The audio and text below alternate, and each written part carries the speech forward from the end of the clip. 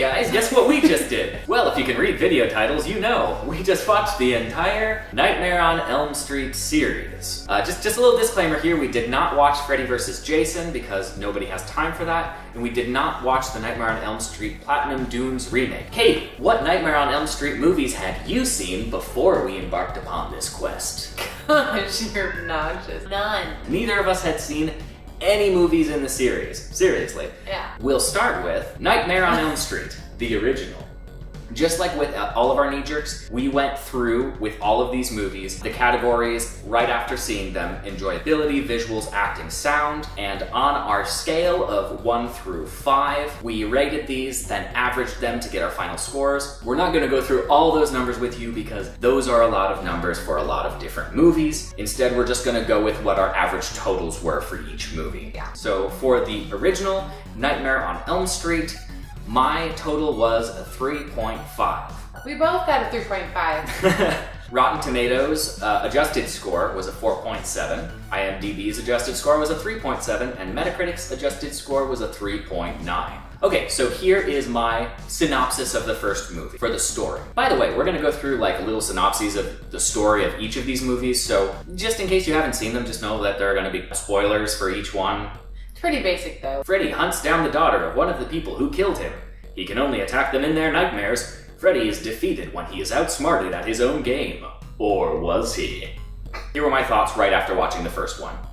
Overall, I really enjoyed this one. It managed to walk the line between kind of funny and scary at the same time. Was really disappointed by the cop-out ending, but I know there are like 6 other movies in the series, so I wasn't too let down by that. I really liked it for the most part. I kind of wanted some of the cheesy moments to be pushed a bit more, to be honest.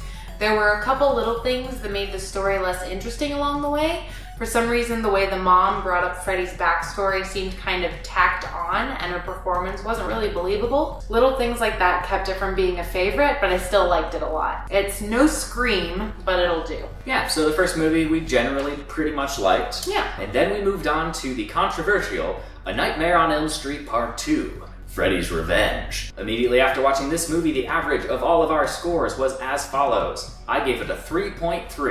3.1. Rotten Tomatoes adjusted score for this one was a 2. IMDb's adjusted score for this one was a 2.7. And Metacritic gave it a 2. Well, it is Nightmare on Elm Street Part 2, so I guess a lot of 2s are apt. The synopsis that I wrote immediately after viewing this one was, Freddy possesses the teenager who moves into the old house of the girl from the first one. Freddy is defeated by the power of love. Or is he? Carries weird homoerotic undertones while also attempting to one-up the original. It makes less sense than the first one, but seems much more committed to its strangeness. Technically worse, but a bit more fun. Cheeseball fun, great characters, everything I wanted in a sequel. I did, I thought it was really meta. Yeah, I love this one being generally pretty positive with it, but then after looking at the reaction other people have had to this movie online, it's like, wow, the internet really hates this one. I thought it was good fun. Like, it wasn't technically awesome. No. It was entertaining, though. It was very entertaining. Next up, A Nightmare on Elm Street 3, Dream Warriors. My total for this movie was a 3.7. And mine was a 3.2. Rotten Tomatoes gave this an adjusted 3.7. IMDb gave this an adjusted 3.3, and Metacritic gave it an adjusted 2.4. Here is my synopsis for the story. The girl from the first movie comes back to help a bunch of kids in a psych ward fight Freddy in their dreams. Freddy is defeated when his bones are buried. This one was my favorite so far. I love when characters return in a horror series, and I was super happy to see Nancy again. I'm really sad she dies, and I'm hoping they bring her back. Overall, this one had the cheese I loved from Part 2, with the legit scares and creativity of the first one turned up to 11.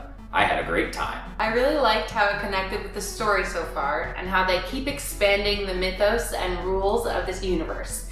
It made no sense how his bones came alive at the end, went against the rules a bit, and felt kind of cheap. Yeah, the ending was total garbage.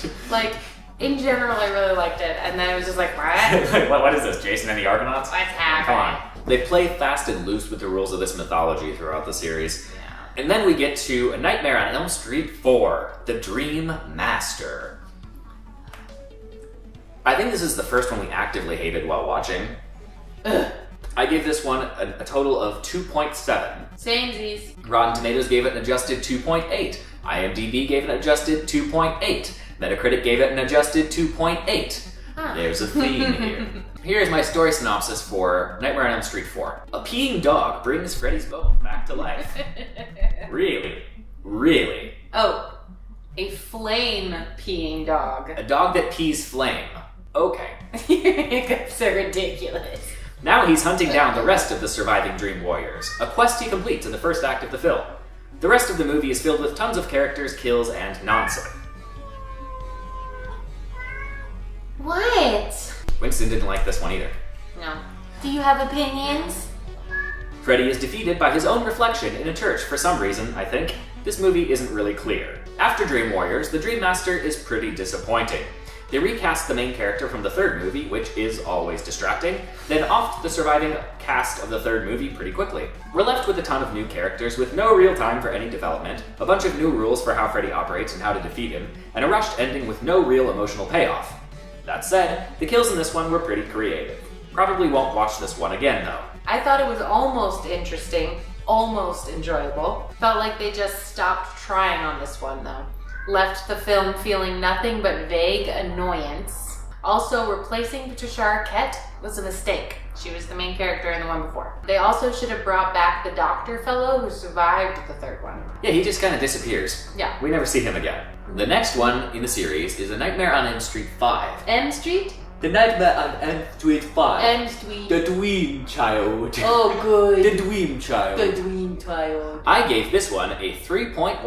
3.4. Rotten Tomatoes gave it an adjusted 1.6. IMDb gave it an adjusted 2.5. Metacritic did not have this one available. So no, I actually really enjoyed this one a lot, and reviews for this one were horrendous. I think, honestly, I enjoyed this one because of how bad 4 was. So this one, for me, was a bit of a step up. If I had seen this one in isolation, I might not have been so kind to it. Right. Yeah, I think we were like, our expectations were really low. Oh, yeah. Synopsis. Go. Freddy recreates his origin and is reborn, I think, somehow. Anyways, the 2 surviving students from Part 4 have made a baby, and Freddy wants to come into the real world through Alice's unborn child. He's stopped when his mother's ghost is released from her prison, I think. It's not really clear. I really enjoyed this one. After the train wreck that was Part 4, I was kind of losing hope for the series. Even though these stories make very little sense at this point, I credit the Dream Child with being committed to its own convoluted lore while still wanting to try new things. I thought it was way better than the last one. They really tied a lot of story threads together that Part 4 really left hanging.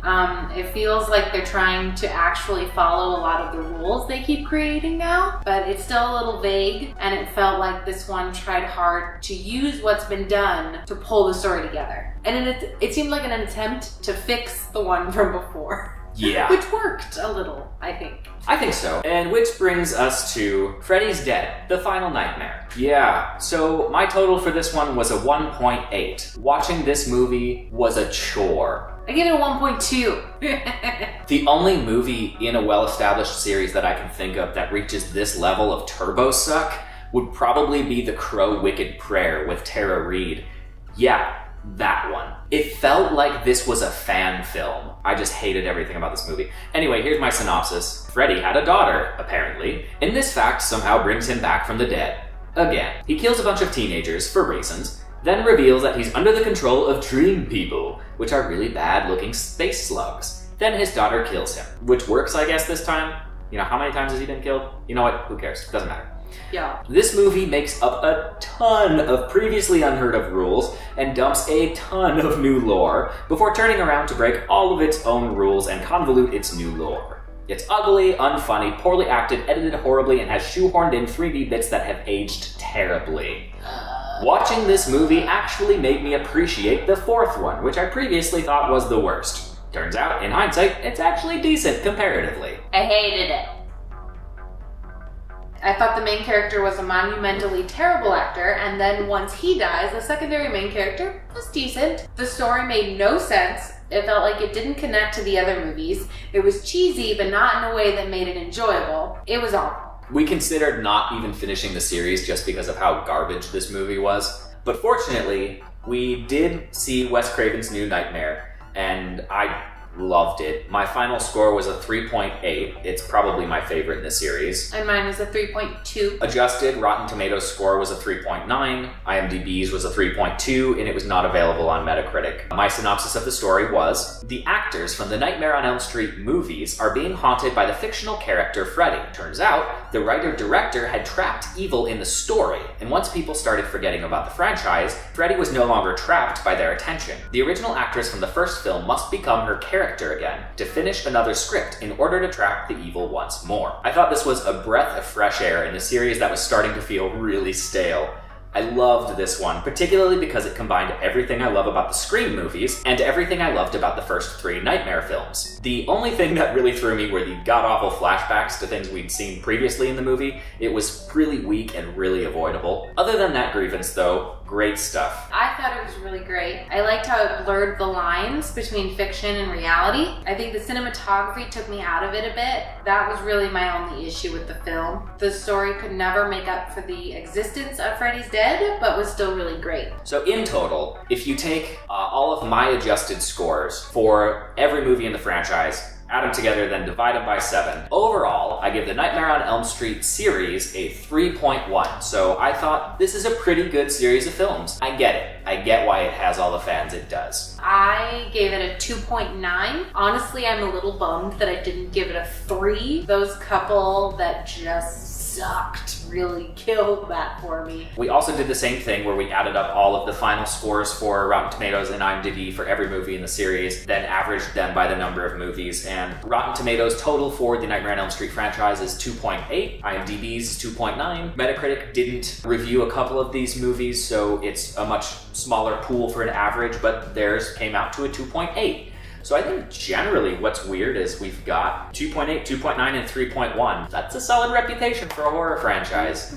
Hey, thanks for watching that video. If you liked what you saw, give us a like. If you didn't, don't. We rotate through a series of shows, so there's always something new for you. We also have 2 stores. There's the Hungry Creature Boutique and the Cool People Cool Store. Also, if you like the music you heard in this episode, check out Fractal Impulse on Facebook and Bandcamp and Instagram, whatever social media, and all that stuff. Yeah, cool. Bye.